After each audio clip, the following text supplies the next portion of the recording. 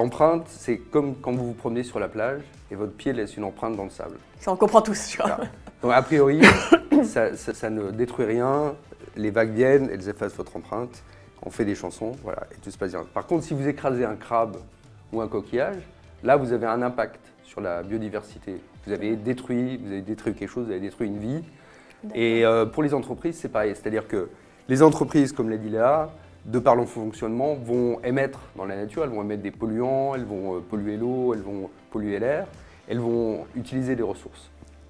Donc si les entreprises rejettent des produits qui sont biodégradables, si elles utilisent des ressources que l'on peut renouveler, que ce soit des poissons ou du bois, elles ont une empreinte, mais un impact qui est finalement peu important, puisque la nature a quand même la capacité de se régénérer, de se renouveler. Par contre, si les entreprises rejettent des polluants qui restent dans l'atmosphère, par exemple le CO2, si elles rejettent dans les océans des polluants qui tuent la faune et la flore, ou des plastiques qui mettent plusieurs centaines d'années à se biodégrader, à ce moment-là, l'impact est plus important. Donc on voit l'empreinte, je dirais, c'est quelque chose qui est naturel, mais par contre, l'impact, c'est quelque chose qu'il faut que les entreprises apprennent à contrôler et à modérer, et que là, je dirais, l'espèce humaine, de manière générale, doit apprendre à réfléchir à l'impact qu'elle a sur la nature et sur la biodiversité.